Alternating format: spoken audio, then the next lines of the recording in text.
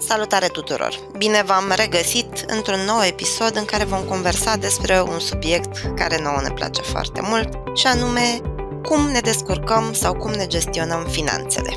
Înainte să începem propriu-zis discuția din conversația de astăzi, o să spun câteva cuvinte despre organizația care ne-a făcut posibilă, ne-a dat oportunitatea de a deschide conversația asta pentru o serie de, o să vedeți, 3 episoade. Ei se numesc XTB și cu aproape 20 de ani de experiență în sectorul de investiții la bursă, sunt unul dintre cei mai mari brokeri din lume, fiind listați la bursa din Varșovia. În momentul ăsta au peste 13 ani în România și un număr de programe educaționale pe care le desfășoară constant. Își pun clienții în topul priorităților și au la dispoziție customer support vorbitor de limba română care răspunde cerințelor și nevoilor clienților în cel mai rapid și eficient mod, oferind servicii și produse competitive. Noi ce ne dorim ca misiune generală în Mind Architect, și episoadele astea fac parte din asta, este să ajutăm oamenii să se cunoască mai bine. Așadar, acestea fiind spuse, Paul, bine ne-am regăsit într-un nou episod și hai să vedem cum ne gestionăm finanțele. Salutare, dragi prieteni, investitori sau preocupați de ale investițiilor! În episodul curent o să povestim despre ceva ce ne afectează pe fiecare dintre noi, și anume despre bias-uri cognitive. Sunt șanse că dacă sunteți prieteni cu zona asta a psihologiei sau a neuroștiinței sau chiar și cu zona economică, ați auzit de ele și în episodul curent am vrea să le explorăm mai în profunzime și să înțelegem cum a conștientiza felul în care ia creierul nostru decizii și mai ales aceste bias-uri cu care operăm fiecare dintre noi poate fi extrem de valoros când vine vorba de sănătate financiară și de investiții făcute cu cap. Primul lucru care merită adus în discuție e că încă din 2002, de când Daniel Kahneman a luat premiul pentru munca în zona asta a modului în care noi luăm decizii și a celor 2 sisteme decizionale pe care el le-a propus, Sistem 1, Sistem 2, ceea ce noi am numit ulterior, folosindu-ne de metafora lui Jonathan Haidt, elefant, respectiv călăreț. Important de înțeles că în fiecare decizie pe care noi o luăm, participă 2 tipuri de procese decizionale sau 2 sisteme decizionale. Dragilor, e important să vă uitați la distincția asta ca la o metaforă care ne ajută să operăm cu felul în care creierul nostru ia decizii. Insist pe ideea asta pentru că din ce în ce mai mulți neurocercetători spun că în esență creierul nostru nu poate fi segmentat în sistem 1, sistem 2, dar pentru a putea lua decizii mai bune e să înțelegem că aceste 2 sisteme au moduri de operare diferite. În speță, biasurile cognitive sunt tipare de deviere de la sau de distorsiune a realității obiective generate de percepția noastră individuală asupra realității în funcție de filtrele pe care le are fiecare dintre noi. De pildă, faptul că eu poate am acționat înainte de a trece către investiții financiare în zona imobiliarelor, o să-mi dea o serie de filtre, de experiențe anterioare, de convingeri, poate chiar o să-mi influențeze sistemul de valori când vine vorba de ideea generală a investițiilor și genul ăsta de preferință individuală o să-mi distorsioneze sau să-mi simplifice felul în care iau decizii de aici încolo. Biasurile cognitive sunt problematice pentru că duc la erori de logică, ceea ce în engleză s-ar chema logical fallacies. Alt lucru important de știut despre ele e că biasurile cognitive sunt generale, se aplică în orice decizie pe care o luăm și în oricare componentă a vieții noastre. Așadar, deciziile astea legate de investiții nu sunt nici ele ferite de efectul simplificărilor sau biasurilor noastre cognitive. Și, Paul, auzindu-te un pic cu biasurile cognitive, mă gândesc că pe portofoliul meu de investiție, pe o parte din procese, le-am automatizat. De exemplu, segmentul ăsta de fonduri mutuale. Eu am fost foarte fericit când banca cu care eu lucrez mi-a dat posibilitatea să-mi fac un roboțel. Și la o dată fixă în fiecare lună se execută, în cazul meu, 7 ordine de cumpărare, câte unul pe câte un fond ales. Elimină asta biasul cognitiv, faptul că am automatizat procesul? E un exemplu foarte fain. Eu am ceva similar pe o aplicație pe care o folosesc pentru a cumpăra recurent criptomonede. Răspunsul ar fi că parțial elimină bias-ul din ce punct de vedere? Bias-urile apar ori de câte ori noi trebuie să luăm o decizie și cu cât încărcătura emoțională a deciziei e mai mare, cu atât e predispoziția mai puternică să intervină diferite simplificări sau automatizări din astea cognitive bazate pe filtrele noastre individuale. Și atunci, dacă tu, Dorin, ți-ai stabilit la un moment dat niște reguli după profilul tău de risc, după finanțele personale pe care ești dispus să le investești acolo, și ai luat decizia la rece, poate într-o discuție cu o persoană care te-a ghidat sau sfătuit sau sprijinit în proces și după aia ai automatizat asta cu roboțelul de care vorbeai, de natură că tu nu mai trebuie să iei în fiecare săptămână sau lună decizii legate de acele fonduri mutuale, asta te salvează sau te protejează de a apărea distorsiuni cognitive la fiecare decizie pe care o iei. Exact asta s-a și întâmplat. Exact cum ai descris, de fapt, s-a și întâmplat, așa am făcut.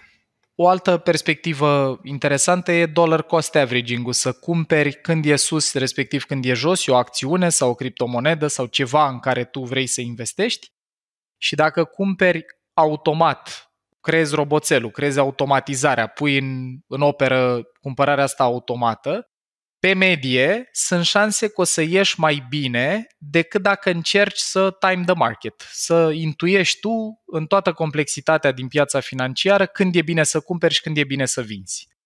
Atât automatizarea asta pentru a investi pe termen lung, cum înțeleg că faci tu, cât și când vrei să simplifici sau să atenuezi riscul dat de deciziile tale luate la un anumit moment dat în baza unor informații, și o să vorbim un pic mai încolo despre bias-ul de informare și cum ne afectează, astea poate să ajute destul de mult. Dragilor, în episodul curent, dincolo de a pune pe tapet ideea asta a bias-urilor cognitive, a universalității lor și a ancorării lor în cele două sisteme decizionale, sistemul 1 rapid, intuitiv, consum mic de energie și sistemul 2 sau călărețul, consum mare de energie cognitiv și liniar, dincolo de asta vrem să vă prezentăm câteva bias-uri importante care vă pot afecta în zona asta a investițiilor financiare sau a tranzacționării. Ok, Paul, hai să vedem care ar fi primul bias care ne poate băga bețe în roate. Unul important de care șanse mari că fiecare dintre noi am auzit deja e biasul de confirmare. Confirmation bias. Ăsta e tendința naturală a oamenilor de a căuta sau maximiza importanța informației care confirmă concluzii sau ipoteze preexistente și de a ignora, uita sau minimiza importanța datelor factorilor care nu le confirmă.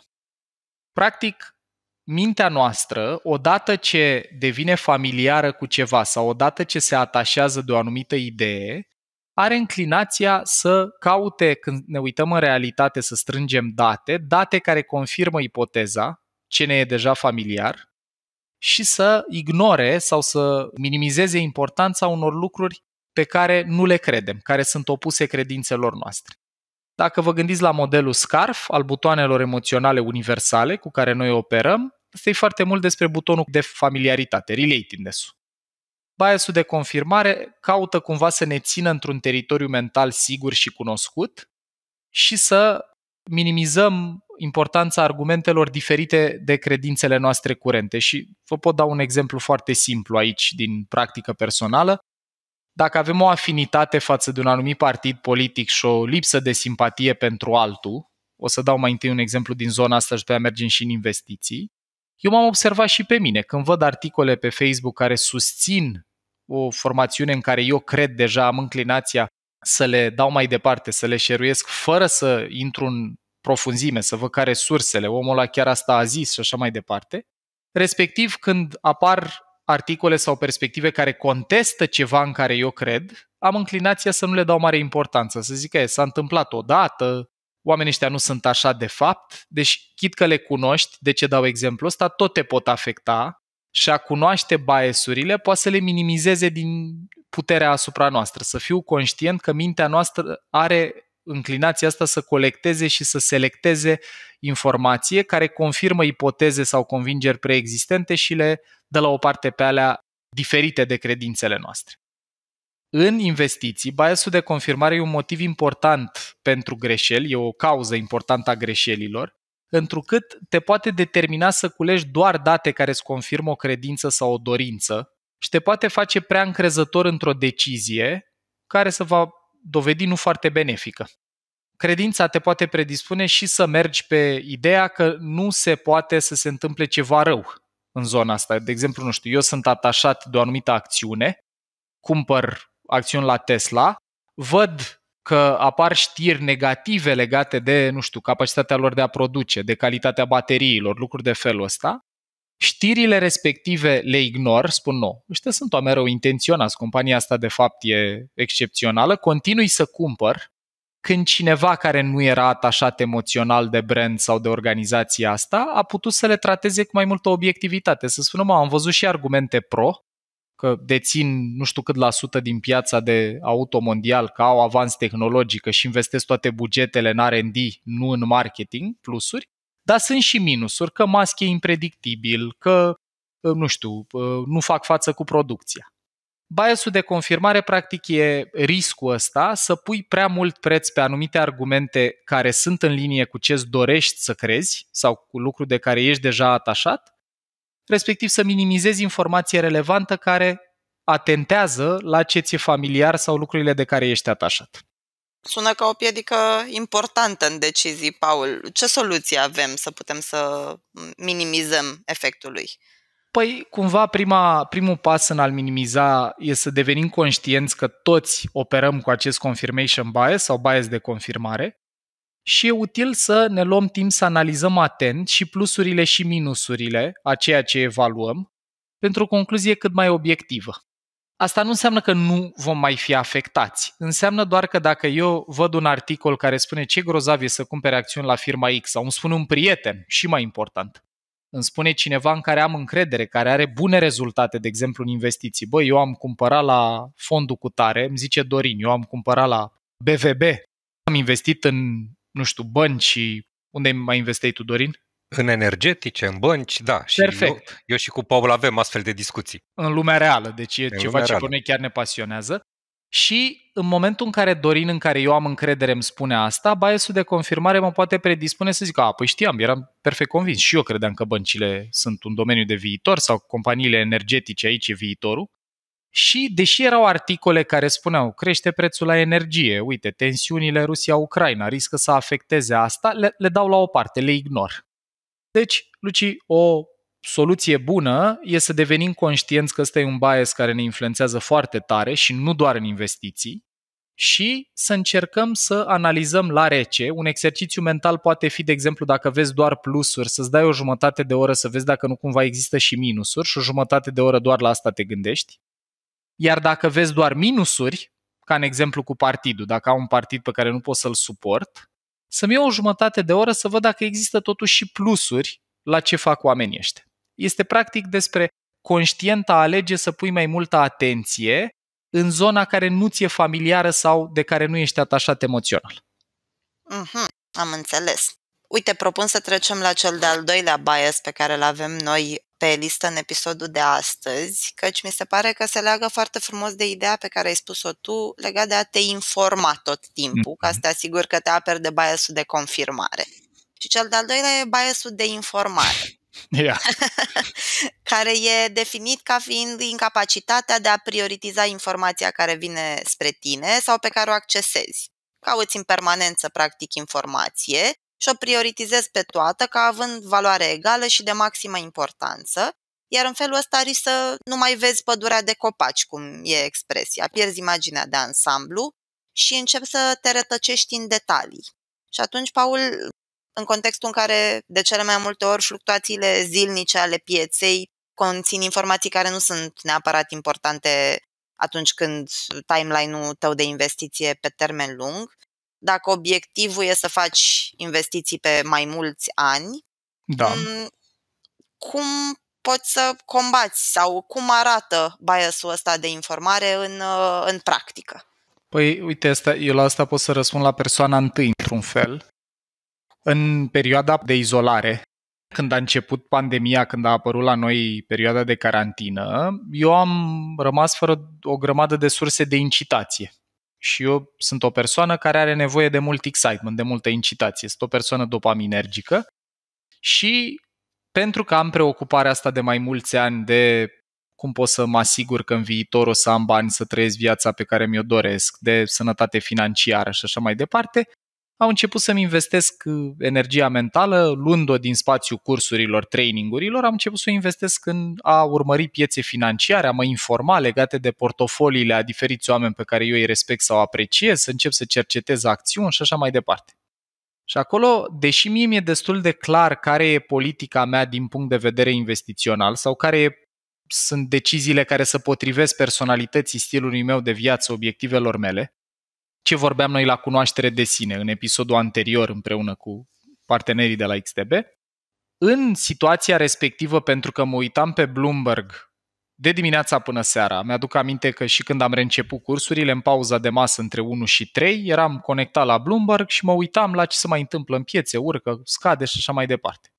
În condițiile în care eram conectat la informația asta zilnică, am observat că începeam să iau decizii proaste și o să vă dau un exemplu foarte concret de una dintre ele, strict cu titlul de exemplu. Noi nu facem recomandări investiționale în nicio direcție, de asta e foarte important, dragilor, să vă cunoașteți și să vedeți ce funcționează pentru voi. Mi-aduc aminte că împreună cu un prieten cumpăraserăm acțiuni când au căzut liniile aeriene la mai multe linii. Și în momentul în care mă uitam permanent la Bloomberg și nu doar Bloomberg, consumam o grămadă de clipuri pe YouTube făcute de diferiți creatori de conținut despre diferite potențiale investiții. Și începusem să iau decizii mai mult influențat de ce simțeam în relație cu informația aia pe care o consumam zilnic, decât cu planul meu pe termen lung. Și, exemplu concret, apropo de bias de informare care m-a încurcat, vedeam informații din astea cum ar fi că pandemia continuă nu știu unde, numărul de cazuri a crescut nu știu unde și de unde cumpărasem eu acțiunile la acele linii aeriene scăzuseră și mai mult. Și am avut un impuls la un moment dat, din păcate căruia i-am dat și curs, ca să vedeți că poți cumva să greșești dacă nu te ghidezi după principiile astea, în care am vândut. Am zis cut my losses, să minimizez pierderea, o să tot pice, mai durează foarte mult timp, spuneau ei în diferite clipuri pe care le urmăream eu sau pe Bloomberg, până când iară vor începe oamenii să zboară și turismul, fie de business, fie ăsta de timp liber, leisure, de plăcere, o să crească și am vândut. Prietenul meu, cam așa am putut să văd etalonul, a ținut respectivele tranzacții deschise, nu le-a închis, n-a vândut și 2 ani jumate, 3 mai târziu, 10% pe plus. Deci aici, cumva, riscul este să stai conectat la surse de informație care n-au același grad de relevanță tot timpul, lucrurile la care ne expune mintea ne influențează emoțional, pro sau contra, cumpără sau vinde, ține tranzacția deschisă sau închide-o și s-ar putea ca unele din informațiile sau o mare parte din informațiile la care ne expunem să n-aibă nicio legătură cu obiectivul nostru pe termen mediu-lung. Pentru mine, de pildă, cum nu aveam nevoie de banii respectivi pentru traiul cotidian, era mult mai înțelept să mă țin de decizia inițială, apropo de automatizările alea, Dorin, de care vorbeam mai devreme, și să nu acționez la impulsul emoțional dat de informațiile pe care le consumam zilnic. Câteva soluții, dragilor, în plus ar fi să comparați informația pe care o primiți zi de zi cu obiectivele sau time frame-ul, intervalul de timp pe care vă gândiți să investiți și să decideți, și luând în calcul obiectivele și time frame-ul, dacă are sensul să faceți o mișcare sau nu. Iar dacă obiectivul e să faceți investiții pe termen mediu-lung, o recomandare practică, punctuală din ce am trăit la primă mână, este ori să nu urmăriți fluctuațiile zilnice care ne vor influența emoțional, ori, dacă le urmăriți, să aveți o regulă, să aveți o formă de control în a nu acționa pe ele. Super! Paul, spuneai mai devreme că ai ales să vinzi și după aia, uitându-te în retrospectivă, ți-ai dat seama că decizia n-a fost cea mai bună din lume. Avem și un bias care să privească procesul ăsta de uitat înapoi? Ce frumos să leagă, da. Asta în engleză se cheamă hindsight bias sau bias retrospectiv. Se leagă și cu un discurs al lui Steve Jobs în care el spunea că you can only connect the dots backwards, că poți să legi punctele numai când te uiți înapoi.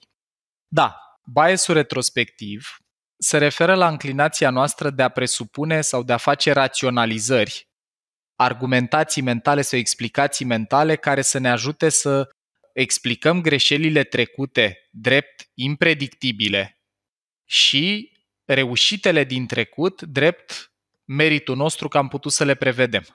Deci, practic, când eu pierd din motive care nu țin neapărat de competența mea, hindsight bias-ul, bias-ul retrospectiv o să mă predispună să spun, vezi, așa să faci, așa trebuia gândit aici. Când cumperi la linii aeriene, trebuie să ții, nu să vinzi.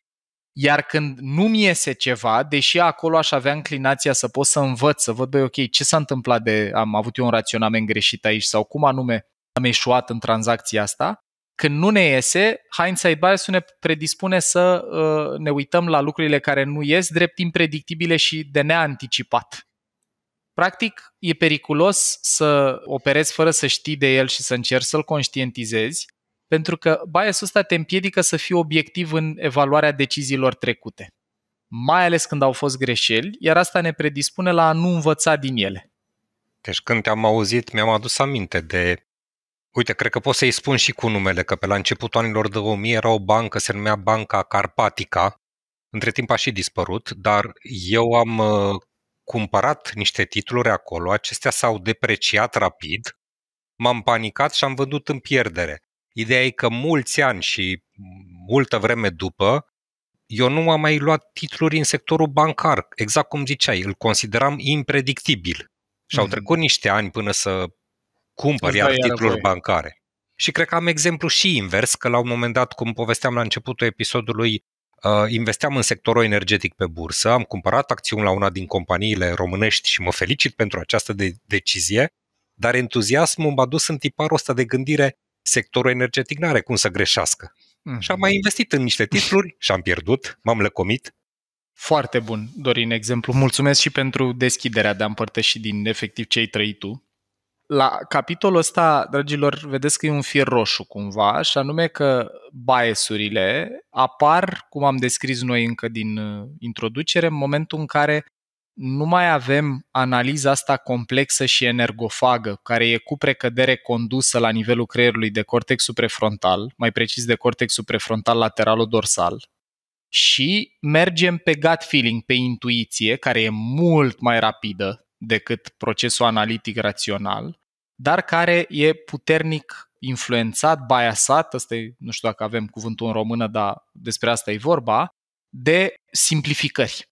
Și că veni vorba despre simplificări, acum, înainte de ăsta, cel pe care vi-l spunem acum e penultimul bias, ne uităm la biasul de suprasimplificare.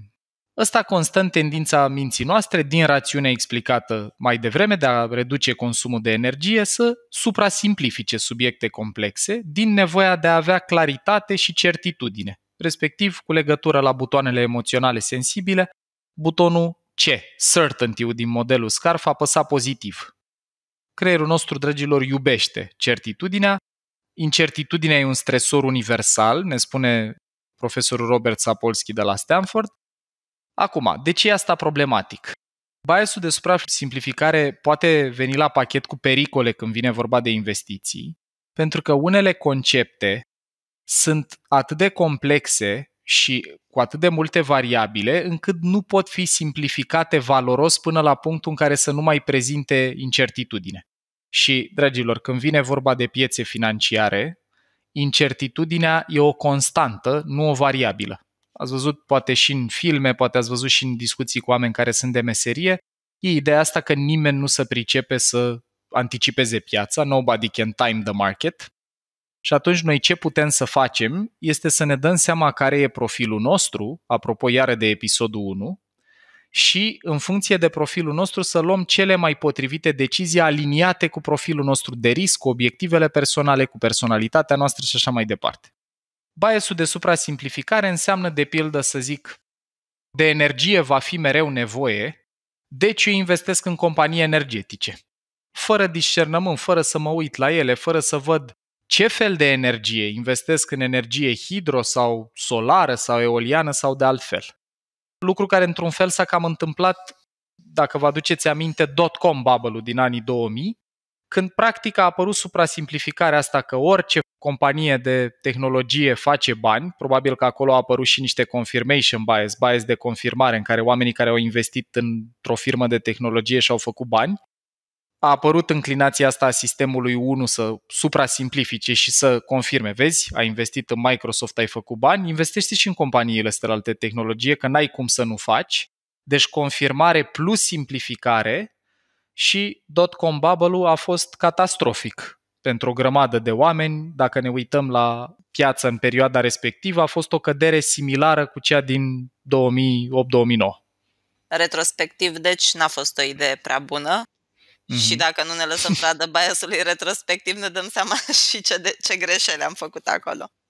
Paul, uite, eu știu despre mine că în modelul Scarf, că tot ai pomenit tu de el, eu am două butoane care sunt similar sensibile și cele mai sensibile dintre cele 5, și anume butonul de certitudine și butonul de autonomie. Și pentru că e important să știu că lucrurile se întâmplă și se întâmplă în controlul meu, am mai luat de-a lungul timpului decizii din astea bazate pe 1 și 0. Cu proces scurt, am luat în calcul 1-2 elemente mari din decizie și am ignorat variabilele asupra cărora n-aș fi putut eu să am control. Acum, deciziile n-au fost întotdeauna bune și n-au fost întotdeauna rele, dar asta probabil și pentru că statistic îți mai și iese din când în când. Dar ce vreau eu să te întreb e, deci, în esență, foarte rău să iei decizii bazate pe, sau să preferi să iei decizii bazate pe lucruri care simți că sunt în controlul tău, să ai nevoia asta să fie totul într-o piață atât de, sau într-o lume atât de plină de incertitudini.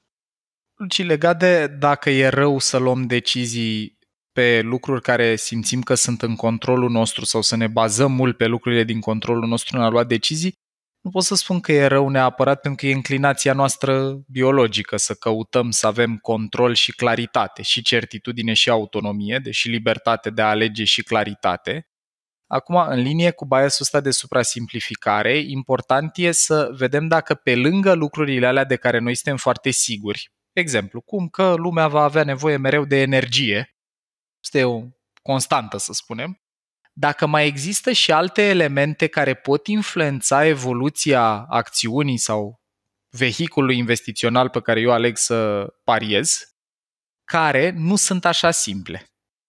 Soluțiile aici ar fi să încercăm să nu luăm decizii în afara zonei noastre de competență sau, dacă nu ne pricepem la tot, prima dată să ne informăm, pentru că informarea ne ajută să avem mai multă certitudine apăsată pozitiv, mai multă claritate pe un subiect, chit că durează mai mult.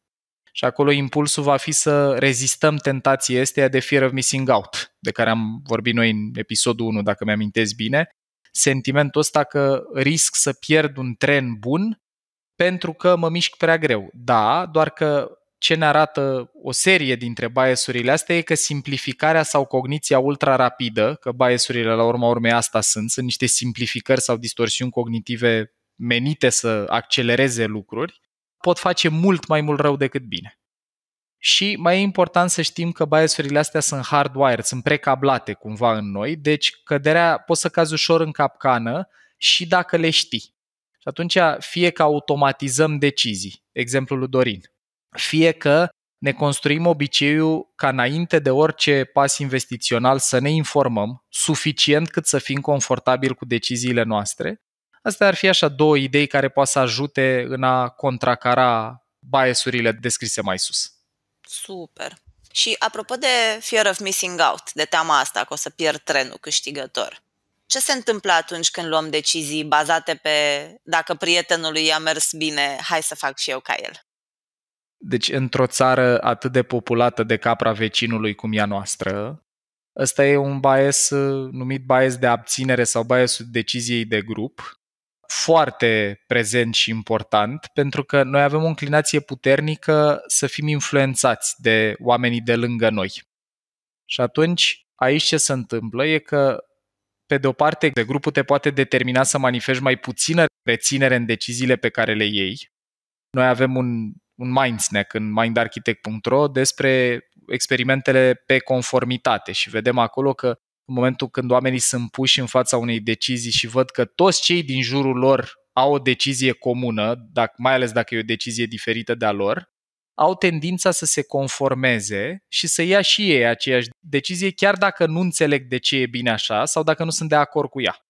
E fascinantă chestia asta, noi povestim în Mindsnack-ul din mindarchitect.ro fix de ideea că în momentul în care tu ai o poziție, eu cred, de exemplu, că nu e bine să investesc în X industrie și toți prietenii mei au cumpărat, sau eu cred, de exemplu, că piața de criptomonede e volatilă și periculoasă și o bulă și toți prietenii mei sunt investiți în asta, group bias-ul ăsta, bias-ul de abținere sau bias-ul deciziei de grup, mă va predispune în experimentele de care vorbea Sapolsky, inclusiv apare activitate în lobul occipital, în cortexul vizual, așa numitul cortex vizual, care cumva, în perspectiva lui Sapolsky, neurocercetătorul de la Stanford de care vorbeam, e ca și cum noi încercăm să suprascriem ce vedem ca să se potrivească cu grupul.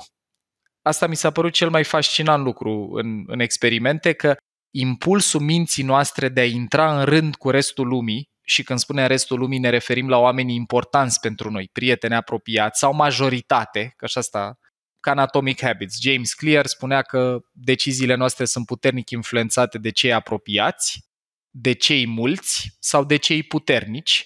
Și apropo de cei puternici, vedeți situația în care urmărim portofoliul investițional al cuiva cu reputație, Dr. Burry, care a fost personajul pe baza căruia s-a făcut The Big Short filmul. Mă uit în ce a investit Dr. Burry, investesc și eu, fără să am competența, cunoștințele, personalitatea, profilul de risc al lui Dr. Burry, și mă trezesc că am acționat în virtutea influenței a cuiva, influența sau puternic în percepția mea și greșesc rău de tot. La fel și dacă eu nu țin focusul pe ce știu despre mine din procesul de cunoaștere de sine, și anume eu investesc pe termen lung, eu am încredere că asta e cea mai bună variantă care mi se potrivește mie și încep să deviez de la decizii și de la planul ăsta, să încep să mă port ca prietenii mei care au alte preferințe, doar pentru că ei sunt mai mulți și am aproape de mine. Îmi sună și mie foarte familiar ceea ce ai descris tu acum. Cumva mă văd în situațiile în care suntem cu amici la masă și povestim și îmi dau seama că unii dintre ei au o credință atât de puternică când descoperă că ce fac ei este o decizie nemaipomenită, dar ce am observat este că sunt foarte insistenți și încearcă să îi convingă și pe cei din jur să facă la fel. În general am observat că cel puțin o persoană sau două zic da. De exemplu, dacă eu iau o decizie pentru că m-am lăsat convinsă de un astfel de prieten, bazându-mă pe faptul că am încredere în celălalt și plus că mai vine și altcineva care confirmă, asta pică sub incidența biasului acestuia de grup sau e un alt mecanism acolo? Dar n-aș ști să spun dacă e strict ăsta, dar dacă vorbim de faptul că îți influențează emoțional decizia, faptul că alți oameni fie sprijină ce vrei tu să faci, fie nu sprijină ce vrei să faci, adică au altă perspectivă, asta intră. Și mi se pare foarte relevant în ce ai descris tu să vedem așa, că pot fi două situații. Una e aia în care sunt pur și simplu mulți oameni care iau decizii într-o direcție și eu am înclinația să mă așez la coadă că mai erau 10 înaintea mea, dar nu știu ce să vinde. Știi? Da. Cum era bancul românesc. Cealaltă variantă e aia în care am un prieten foarte persuasiv și influent, care e bun la chestia asta și are o bună abilitate să mă convingă, unde putem intra în mai multe discuții despre cum funcționează persuasiunea la nivelul creierului nostru, dar nu o să o facem în episodul curent. În ambele variante, dragilor, chit că v-ați simțit vreodată influențați de o persoană specific sau ați simțit că trebuie să capitulați presiunii grupului, care mai degrabă merge în linie cu bias-ul ăsta de grup, soluția e să înțelegem următorul aspect despre cum funcționează creierul nostru. Capacitatea noastră de a ne abține să facem ce face restul grupului sau capacitatea noastră de a nu ne conforma doar de dragul conformării necesită inhibiție. La inhibiție participă cortexul prefrontal, care e cea mai energofagă regiune corticală pe care noi o avem. Consumă foarte multă energie. Și atunci e indicat când luăm decizii să nu le luăm când suntem stresați sau obosiți, ci mai degrabă când am reușit să sleep on it, să dormim, sau când nu suntem într-o stare emoțională polarizată negativ, pentru a ne asigura că participă cea mai înțeleaptă regiune corticală din creierul nostru la decizie. Ce înseamnă asta? Dacă eu merg, uite, dau speță personală, am o grămadă de prieteni care acum sunt în filmul ăsta cu NFT-urile.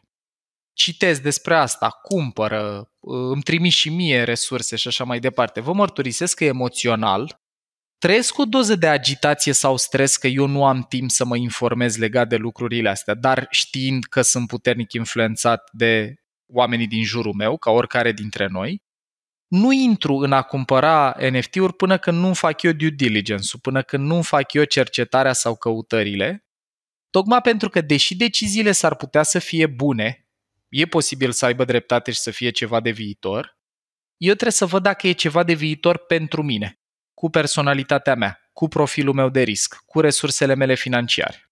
Deci, în cazul ăsta, asta ar fi invitația. Să fim curioși, Dana, de perspectivele celorlalți. Asta e valoros. Să fiu deschis, să fiu curios, să zic, băi, ia, povestiți-mi și mie mai mult despre vehiculul ăsta în care investiți voi. Sau povestiți-mi mai mult cum a fost relația până acum cu compania cu tare în care ați investit. Dar să fac asta pentru a culege informație pe care după aia o procesez singur și singur îmi iau decizia, nu pentru a outsourca, a delega la grup procesul decizional. Acolo aia poate să ducă la rezultate nu tocmai fericite. Mulțumesc, Paul! A fost foarte, foarte mișto ceea ce ai spus acum. Ne poți da și niște tips and tricks-uri pentru aceste bias-uri? Păi, aș spune așa că, dincolo de cele pe care le-am mai adus în discuție în contextul fiecărui bias discutat în episodul curent, în încheiere, dragilor, vă reamintim așa, că bias-urile sunt precablate, deci absolut toată lumea poate fi victime ale lor, mai ales când suntem obosiți sau stresați, pentru că atunci sistemul 1 ăsta rapid, inconștient, automat, are înclinația să preia controlul. Vă recomandăm să nu urmăriți fluctuații zilnice ale pieței, mai ales dacă nu se potrivesc cu obiectivul vostru, să spunem că voi vreți să investiți pe termen mediu-lung, dar urmăritul ăsta zilnic vine la pachet cu riscul de a ne influența puternic deciziile emoțional. Luați decizii când sunteți odihniți și puteți să evaluați decizia prin prisma obiectivelor, personalității, profilului vostru de risc și a planurilor pentru perioada următoare. Și un ultim gând ar fi să încercăm să luăm decizii în aria noastră de competență, iar dacă aria noastră de competență nu include încă zona asta a investițiilor, noi vă încurajăm foarte, foarte tare, 1, la procesul de cunoaștere de sine înainte de a intra în tranzacționarea propriu-zisă și 2, la a studia cât se poate de mult, raporta la timpul și energia pe care le aveți, lucrurile în care doriți să vă investiți timpul și energia, pentru că tot procesul ăsta investițional ar trebui să ne facă viața mai bună, mai sigură, mai liniștită pe termen lung și nu mai stresantă și plină de regrete cu bias-ul de hindsight bias ăsta, de a ne uita înapoi, bias-ul retroactiv. Am avut ghinion, piața a fost impredictibilă, din cauza asta nu mi-a ieșit. Dacă ați ajuns până la final, vă felicităm, arată un sistem decizional 2, un călăreț puternic și un elefant răbdător și vă dorim decizii cât mai inspirate. Mulțumim! Și vă pupăm!